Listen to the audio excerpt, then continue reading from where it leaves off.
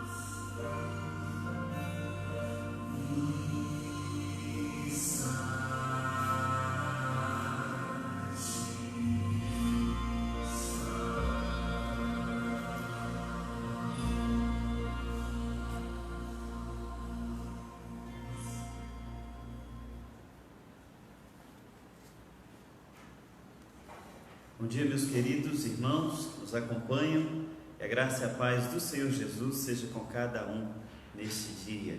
Um dia especial, um dia de adoração ao Senhor, apesar dos nossos isolamentos, cada um na sua casa, com sua família, mas hoje é o domingo, é o dia do Senhor, é dia de nós meditarmos na palavra de Deus, é dia de nós buscarmos uma maior intimidade, comunhão, é dia de cultuarmos ao Senhor.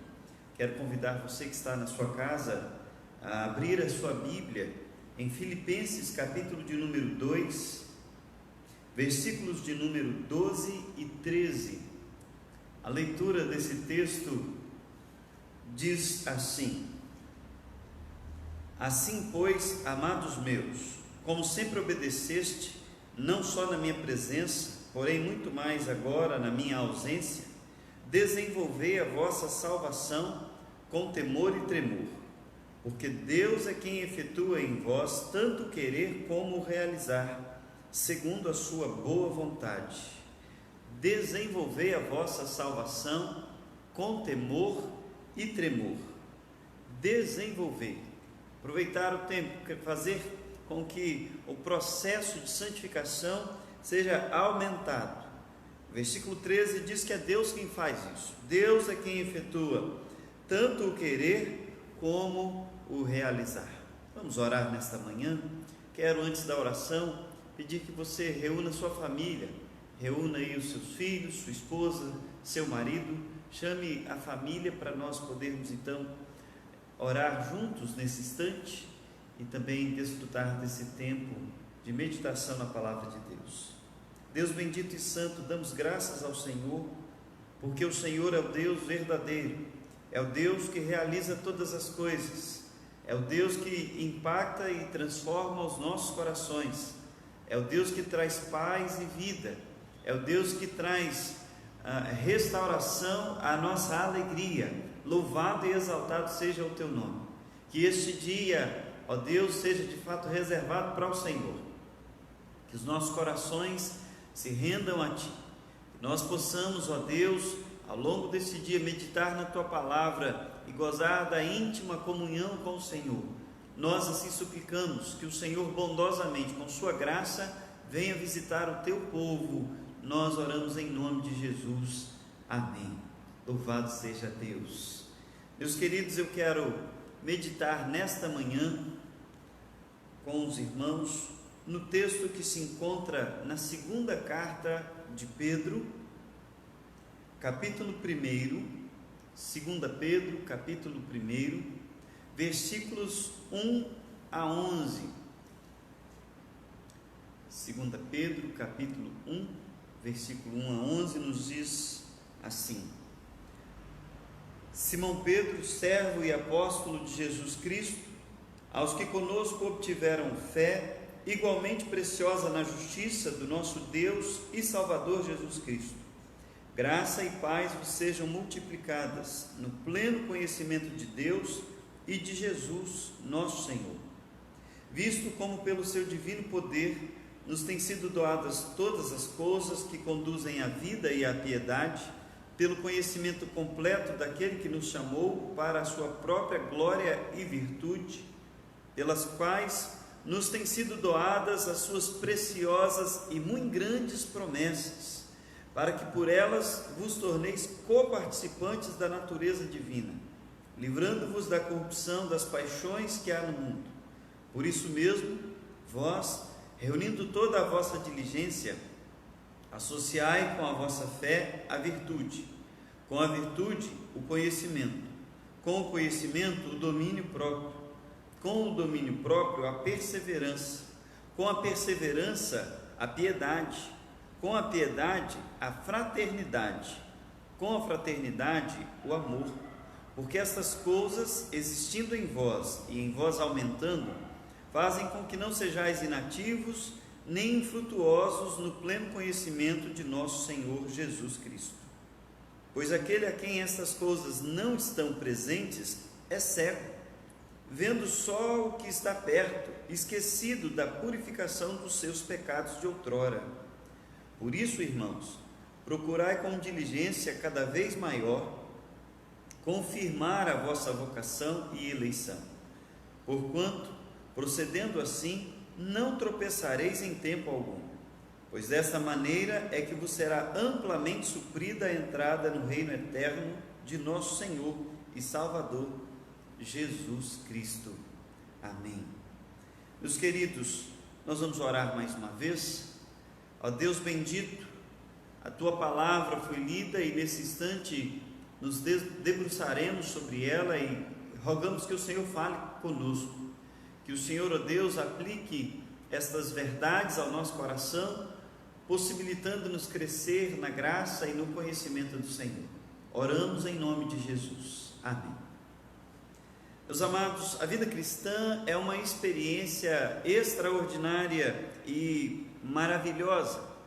Começa através de uma obra sobrenatural do Espírito Santo em nós, aplicando a obra salvífica de Cristo na cruz no nosso coração, e através dessa ação bendita do Espírito em nós, Deus nos quebranta, Deus nos regenera, Deus nos leva ao arrependimento dos nossos pecados, Deus nos leva ao exercício da fé, Deus também nos prepara para que sejamos cada vez mais semelhantes a Cristo, e isso tudo vai, no final, concluir com a nossa glorificação, momento em que estaremos definitivamente com Deus no céu e na nova terra. Com frequência, os novos convertidos perguntam, assim que chegam à igreja ou que fazem a sua profissão de fé e iniciam então a vida cristã, eles perguntam: o que vai acontecer agora? E agora? Qual é o próximo passo? Bem, eu costumo dizer que o próximo passo para aquele que nasceu de novo é o crescimento. Não é natural que um bebê nasça e permaneça como bebê. O natural é que esse bebê, após o seu nascimento, que ele desenvolva as suas habilidades. Habilidades essas que já nasceram ali junto com ele, mas que ao longo dos anos vão ser exercitadas. Então esse bebê vai aprender a falar, vai aprender a ler, ele vai aprender a ter uma coordenação motora cada vez melhor, e assim por diante. De igual modo, deve ser assim na vida cristã. Na vida cristã, nós nascemos nessa obra extraordinária, quando o Espírito Santo aplica a salvação conquistada por Cristo na cruz, mas depois que nascemos, nós somos chamados também pelas Escrituras ao crescimento. O texto de Filipenses 2, que lemos no início, diz assim: desenvolvei a vossa salvação com temor e tremor, porque Deus é quem efetua em vós tanto querer como realizar. Você desenvolve, mas reconhecendo que é Deus quem está atuando na sua vida, é Deus quem está agindo em você, é Deus quem está fazendo você crescer. É uma obra de Deus na sua vida, e ao mesmo tempo você está fazendo morrer a natureza terrena. Os crentes são instruídos nessa mesma carta de Pedro, no capítulo 3, Versículo de número 18, há o crescimento, ele diz assim: antes crescei na graça e no conhecimento de nosso Senhor e Salvador Jesus Cristo. Antes crescei na graça do Senhor e Salvador Jesus Cristo. Como nós podemos crescer? Bem, o próprio Deus que nos fez nascer de novo, o próprio Deus que nos instrui a crescer, também providenciou os meios para o crescimento. Veja que o versículo 3 de 2 Pedro capítulo 1 diz assim: visto como pelo seu divino poder nos têm sido doadas todas as coisas que conduzem à vida e à piedade, pelo conhecimento completo daquele que nos chamou para a sua própria glória e virtude, pelas quais nos têm sido doadas todas as suas preciosas e muito grandes promessas. Veja, Deus está dizendo para nós que Ele já providenciou tudo o que conduz à vida e piedade, tudo o que é necessário para crescermos, tudo o que é necessário para nos parecermos cada vez mais com Jesus, já foi providenciado por Deus. O versículo de número 5 no texto é um versículo chave, é um versículo importante, porque ele diz assim: por isso mesmo, considerando que Deus o Pai já fez isso em Cristo, na ação do Espírito Santo, que Ele já providenciou tudo o que é necessário para o crescimento, agora você precisa reunir toda a diligência. Quer dizer, você agora precisa ter um esforço, um empenho, um cuidado para que você continue crescendo. Veja bem, Deus estabeleceu aquilo que a teologia chama de meios de graça. E quando você faz uso desses meios de graça, você adquire crescimento espiritual, você adquire maturidade na graça, você adquire alegria, você adquire santidade, você fica cada vez mais semelhante a Cristo e você cresce na comunhão e no seu relacionamento com Deus. Mas o que são meios de graça? Bem, o dicionário Aurélio define meio como um recurso empregado para alcançar um objetivo. O meio é um recurso. A confissão de fé, especialmente o catecismo de Westminster, diz assim sobre os meios de graça. Eles dizem: os recursos visíveis e comuns pelos quais Cristo transmite à sua igreja os benefícios da sua mediação, ou seja, os benefícios da sua morte. Os meios de graça são os recursos por meio dos quais, os recursos visíveis por meio dos quais Cristo comunica à sua igreja a graça da salvação. Para a gente ilustrar, você deve pensar nos meios de graça como aquela mangueira que o jardineiro usa para regar as plantas. A mangueira em si não tem nenhuma utilidade, mas enquanto um canal, é ela responsável de transportar a água que leva a vida, que faz com que as plantas cresçam. Os meios de graça são isso para nós. Eles por si mesmos são vazios, mas quando operam enquanto meio de graça, a graça de Deus chega aos nossos corações por meio deles. E eu quero destacar com você nessa manhã alguns meios de graça, por meio dos quais eu e você podemos crescer, especialmente neste tempo de isolamento. E vou também compartilhar os sacramentos ou os meios de graça por meio dos quais eu e você, neste tempo de isolamento, não temos como fazer uso, não temos como crescer através deles. Então acompanhe comigo aí. Em primeiro lugar, eu quero destacar como meio de graça a palavra de Deus. Hebreus capítulo de número 1, versículo de número 1 a 4, vai nos ensinar que Deus já falou no passado, no presente ali, enquanto o autor aos Hebreus estava escrevendo, ele diz: nesses últimos dias nos falou por Jesus, Isso significa que Deus não fala através da sua voz audível para nós hoje mais. Deus não vai trazer um recado novo da parte dele para você através de trovões e você vai ouvir a voz de Deus. Não é dessa forma, ao contrário. Tudo que você precisa ouvir a respeito de Deus está nas Escrituras Sagradas. É através das Escrituras que Deus manifesta a sua voz, que Deus faz com que mortos venham à existência, à vida. Deus dá vida através da sua palavra nas Escrituras Sagradas. A Bíblia foi escrita por homens santos, assim escreve o apóstolo Pedro, foram inspirados por Deus para escrever sem nenhum erro a palavra de Deus. A Bíblia então é o perfeito tesouro para as nossas instruções. A Bíblia é a fonte para o nosso crescimento. Deus é o próprio autor da palavra. O objetivo dessa palavra é a minha salvação e a sua salvação. Nela nós encontramos a verdade sem erros. Então você deve se voltar à palavra. A palavra de Deus nos ensina principalmente aquilo que precisamos crer a respeito de Jesus Cristo. Tudo que você precisa saber a respeito de Jesus para a sua salvação, você encontra nas Escrituras Sagradas. Daí vai uma recomendação. Nós estamos num tempo de isolamento, nós estamos experimentando um tempo na nossa casa incomum, porque nas férias nós temos liberdade para passear. No fim de semana nós temos liberdade para desfrutar de alguns relacionamentos, mas nesse tempo nós estamos completamente limitados dentro das nossas casas. Aproveite seu tempo, leia a palavra de Deus e cresça na graça de Deus por meio da palavra.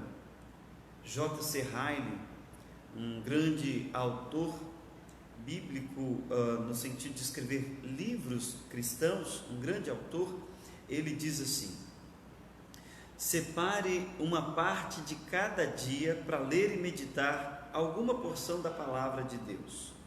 O pão de ontem não alimentará o trabalhador de hoje, tampouco o pão de hoje nutrirá o trabalhador de amanhã.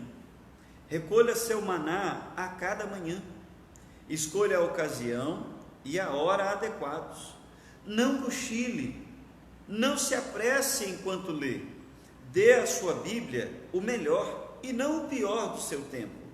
Leia toda a Bíblia, fazendo de maneira sistemática. Receio que existem várias partes da palavra de Deus que alguns crentes nunca leem. Dessa atitude resulta a falta de amplos e bem equilibrados pontos de vista a respeito da verdade, uma falta tão comum em nossos dias.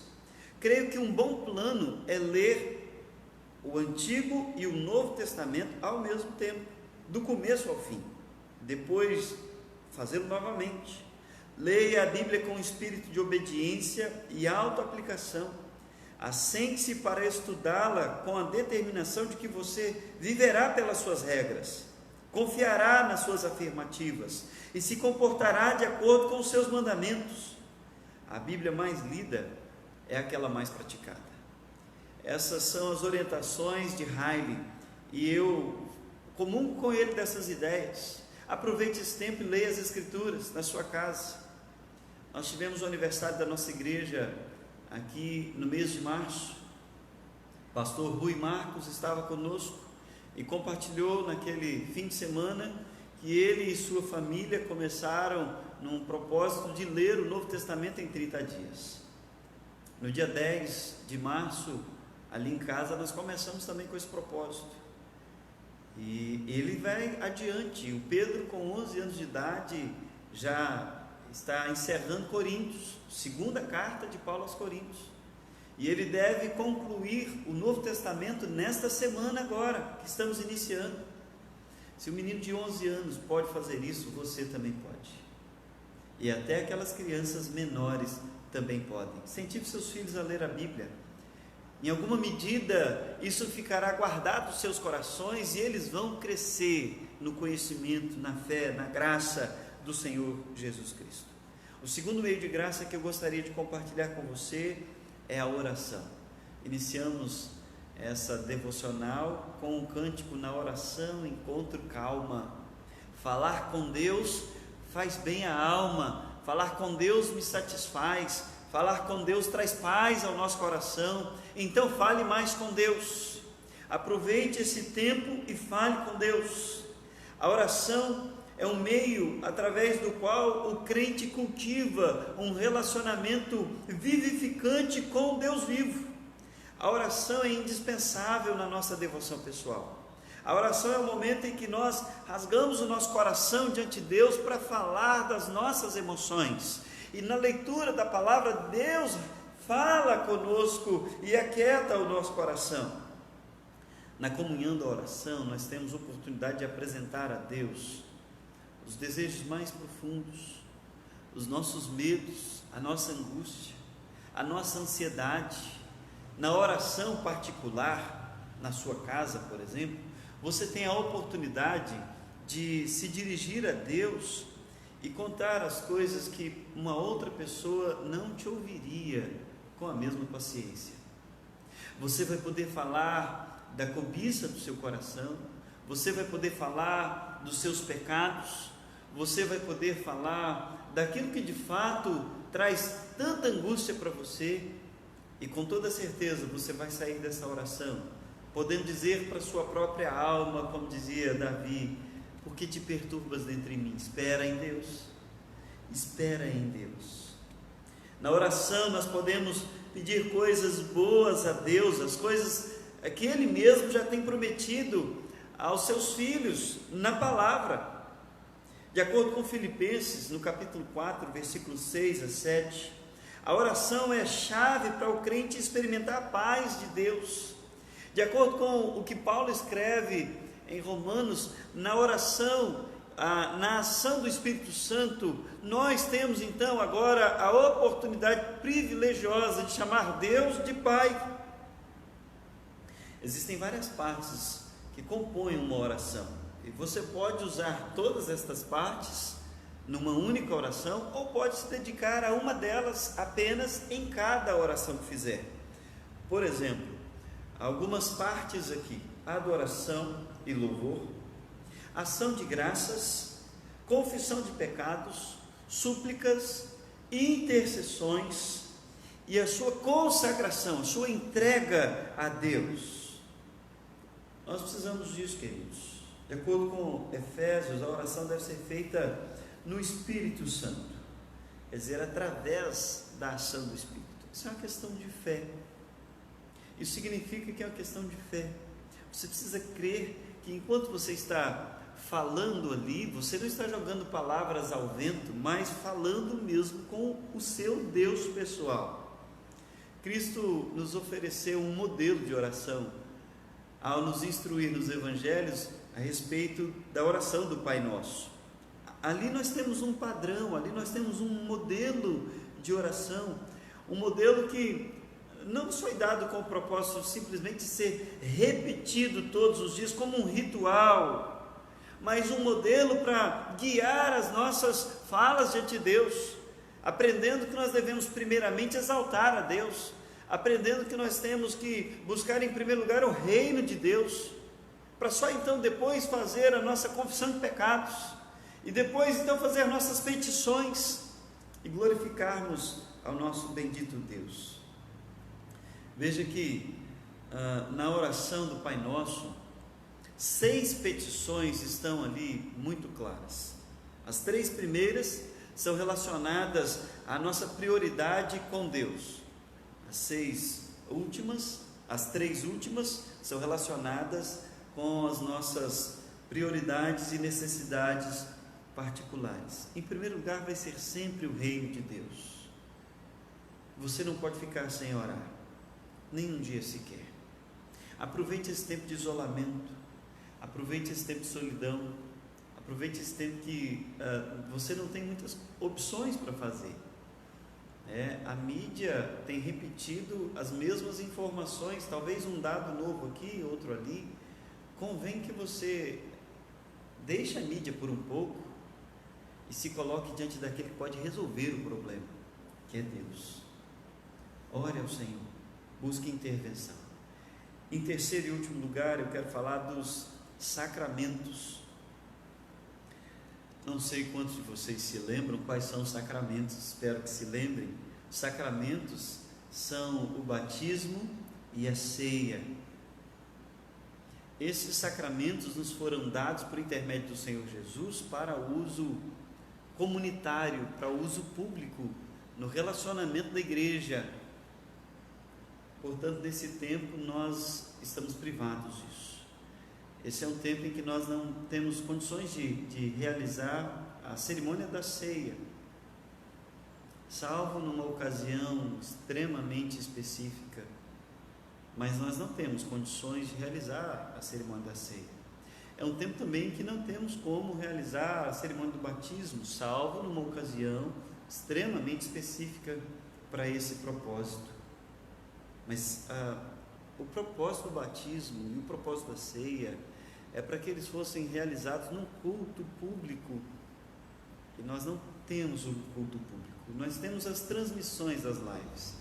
Deus tem nos abençoado, e eu quero destacar aqui então alguns detalhes sobre o batismo, algumas informações sobre a ceia, para nós encerrarmos. O batismo é um rito inaugural na vida cristã. O batismo é a marca da propriedade de Deus em nossa vida, quer dizer, de que somos de Deus e nada pode mudar isso. O batismo substituiu a circuncisão do Antigo Testamento como rito inicial, e ele caracteriza, sela a nossa união com Cristo, e o Espírito Santo então efetua, aplica em nós essas realidades, esse selo, de modo que nós somos inseparáveis de Jesus. Agora, o batismo sela a nossa união através dessa ação do Espírito Santo. Romanos 5, versículo 12, nos diz assim: porque por um só homem entrou o pecado no mundo, e pelo pecado a morte, assim também a morte passou a todos os homens, porque todos pecaram. O pecado trouxe morte e Cristo trouxe a vida, de modo que no batismo nós desfrutamos dessa nova vida em Cristo Jesus. A eficácia do batismo não se limita apenas ao momento em que é batizado, mas ela perdura por toda a nossa vida. O Catecismo Maior de Westminster nos ensina assim: o dever necessário, mas muito negligenciado, de tirar proveito de nosso batismo, deve ser cumprido por nós durante a nossa vida, especialmente no tempo da tentação e quando assistimos à administração desse sacramento a outros. Quer dizer, você reconhecendo que foi batizado, é um ato de fé, você entrou numa relação com Cristo, você é selado pelo Espírito Santo. Então, nos tempos de aflição, de tentação, de angústia, faça valer essa relação de filho. Ore, suplique a Deus para que Deus derrame as graças da união com o seu filho sobre sua vida. Esse então é o momento apropriado para fazermos isso, né? Esse é o momento. Quanto à ceia, a ceia é um sinal visível da nossa comunhão com Cristo. A ceia deve ser celebrada com regularidade, com frequência. Os textos dos evangelhos apontam e eles ressignificam aquela Páscoa, e eles mostram agora um novo relacionamento do povo de Deus com Deus, que é por meio da ceia do Senhor. Essa ceia sempre estava sendo celebrada em conjunto, em culto, em comunhão. Quando você vai para Atos, no capítulo 2, você encontra ali que a igreja permanecia firme, unânime. Eles comungavam da doutrina dos apóstolos, eles também compartilhavam o pão. Quer dizer, eles celebravam a ceia enquanto estavam no seu culto conjunto. Quando você vai para 1 Coríntios capítulo 10 e capítulo 11, quando Paulo vai ensinar sobre a ceia, No capítulo 10 ele usa a história do povo de Israel para dizer que aquele povo desfrutou do maná, mas cometeu pecado e por isso pereceu. No capítulo 11 ele vai dizer que a igreja de Corinto estava desfrutando da ceia, mas estava cometendo pecado e por isso estavam também perecendo. Isso serve de alerta. Isso nos mostra que o fato de cear não nos isenta dos juízos e da disciplina de Deus, mas isso também nos mostra que a ceia era celebrada em conjunto, de modo que nesse tempo em que nós não temos o culto, esse tempo em que nós não nos reunimos na igreja, nós também não temos condições de celebrar a ceia do Senhor. Não sabemos por quanto tempo vai permanecer esse isolamento, mas enquanto durar as recomendações, fique em casa. Enquanto durar as recomendações, nós vamos ficar sem ceia. Na história da igreja, houve um período em que a ceia era celebrada a cada 3 meses, houve período em que a ceia era celebrada uma vez só no ano. Então nós não precisamos desanimar por causa disso. Eu sei que a gente sente falta e é bom que sinta, mas hoje eu recomendo que você faça uso dos meios de graça com uma palavra e a oração. Isso você pode fazer. Eu quero então encerrar aqui com algumas aplicações. Primeira aplicação para a sua vida, para a minha vida pessoal. Nós precisamos lembrar que Deus nos salvou em Cristo Jesus, nos deu uma nova vida e por meio desse nascer de novo, Ele proveu para nós agora na sua palavra todos os meios necessários para o nosso crescimento. Ele nos deu o nascimento e nos deu a ordem para crescer e nos deu os meios para crescermos. Você não pode esquecer disso. Então, entenda, o progresso na fé é de extrema importância. Nós não podemos cair no erro que o autor aos Hebreus aponta no final do capítulo 5 e no início do capítulo 6, quando ele diz que era necessário dar à igreja os princípios básicos de novo da fé cristã, porque eles não haviam desenvolvido na fé. Você não pode ser assim, eu não posso. Nós precisamos crescer na fé cristã. Então, leia as Escrituras, ore ao Senhor, e quando for possível, participe da ceia do Senhor. Não falte esse tipo de culto, de modo algum. Abandone os pecados, mas não abandone a ceia. E participe de todas as cerimônias possíveis do batismo. Em segundo lugar, nós devemos fazer o uso diligente dos meios de graça para o nosso progresso na fé. Quantas vezes você negligenciou a palavra? Quantas vezes você deixou de ler a palavra de Deus para assistir uma série na TV? Quantas vezes você preferiu a conversa com um amigo, um colega, a conversar com Deus? Quantas vezes você optou por faltar o culto para poder ir participar de um jantar, ou de um almoço, ou de uma festa, ou porque participou de uma festa no sábado e então no domingo não conseguiu acordar bem? Hoje isso tudo está fazendo falta para você, tá? Hoje nós não podemos participar do culto, nem que nós quiséssemos. Então aproveite as oportunidades que Deus está te dando e faça uso diligente dos meios de graça para o seu crescimento. Em terceiro lugar, nós devemos notar, mais uma vez repito, que os sacramentos, como batismo e ceia, são para serem celebrados num tempo de comunhão, num tempo de culto público, formal, em que a igreja se reúne. Os textos apontam sempre para a igreja reunida. Os textos bíblicos que vão falar de ceia e batismo apontam para um momento de consagração, especialmente a ceia. Você encontra batismos em locais extraordinários, né? Como o caso do eunuco, mas especialmente a ceia é para um momento de culto público. Nesse tempo nós vamos ficar restringidos, mas assim que voltarmos, recomendo que você participe de todas as ceias possíveis. E por último, em quarto lugar, nós devemos notar ainda que Deus proveu para nós alguns meios de graça, de crescimento, que não necessitam de estar num culto público. A palavra lida pode ser lida em casa. A palavra pregada, hoje, nós temos até o recurso que Deus preparou para nós, da tecnologia, para podermos ter acesso à palavra pregada. Então, leia a palavra, ouça a voz de Deus, para o seu próprio bem-estar e crescimento. Faça suas orações, acompanhe os louvores, cante louvores e desenvolva na sua vida cristã. Que Deus abençoe sua vida nesse tempo de isolamento, em nome de Jesus. Que Ele abençoe sua família, Ele abençoe os seus relacionamentos, em nome de Jesus. Nós vamos orar nesse instante. Após alguns instantes de oração com a família, nós queremos dizer que para as nossas crianças, as crianças da quarta igreja, tem algo sendo preparado numa escola dominical específica para elas nesta manhã.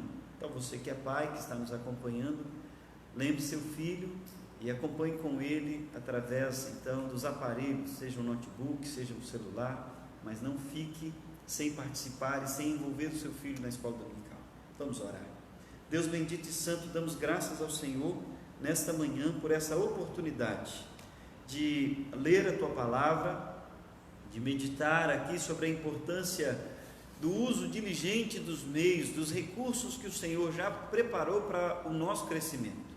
Abençoe, ó Deus, nossas vidas, fortaleça a nossa fé, dá-nos, ó Deus, a graça da comunhão com o Senhor, fortaleça a vida cristã de cada um destes que estão nos acompanhando nesta hora.